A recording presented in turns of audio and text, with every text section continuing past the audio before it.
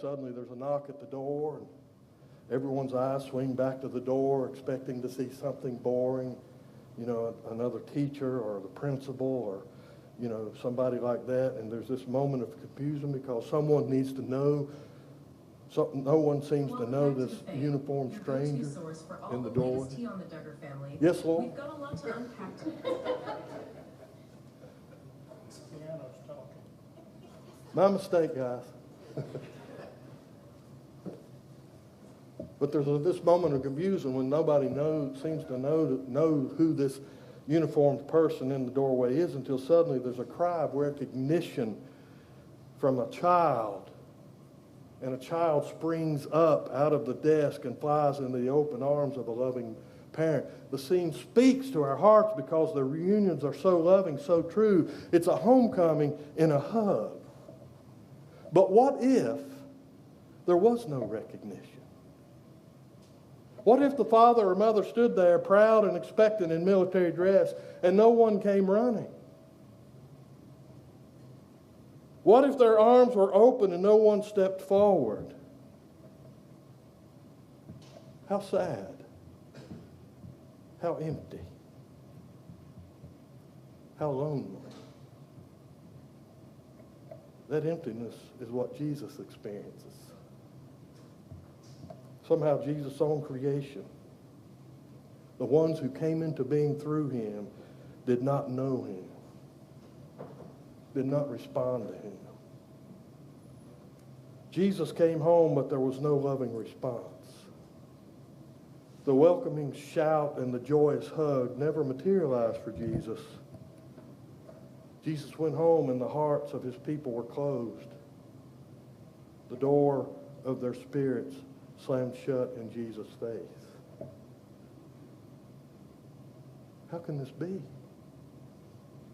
What went wrong? How can the people of God not recognize the Son of God? Well, John hits at the answer when he says, "But to all who received him, who believed in his name, Jesus gave power to become children of God."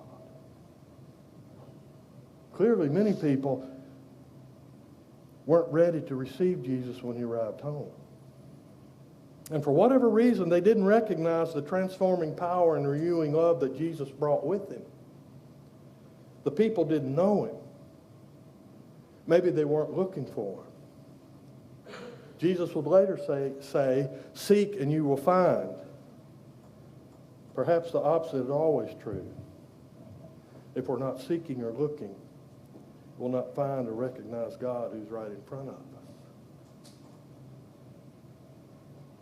I like that verse where Jesus said, "Ask, seek, find," The key to a happy homecoming is spirits that are ready to receive and hearts that are open to believe. If people aren't open to receiving, the gift is offered in vain. When we're willing to be open and to welcome the God who knocks on the doors of our hearts, we will be given the power of faith. We will receive grace upon grace, as John writes. But it takes that first step, the willingness of Christ, to welcome Christ into our lives.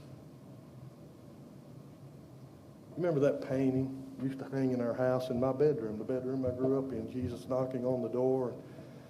You remember that painting? I don't remember the artist's name, but there was no doorknob on the door. We have to open it from inside. He doesn't force his way in. It takes the first step to welcome Jesus into our lives. So back to our opening question. The wizard or wolf? Can you go home again or not? And perhaps the answer lies within us. Jesus always wants to enter our lives. Jesus is knocking at the door. Now's the time to open our hearts and say, "Welcome home. Welcome home, Jesus."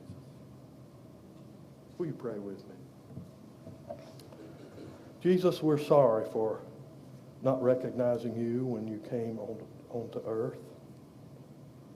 We know that you lived among us, experienced the life that we experienced, and yet we missed you. In our humanity, we thought we needed a king. We didn't realize we needed a humble Savior.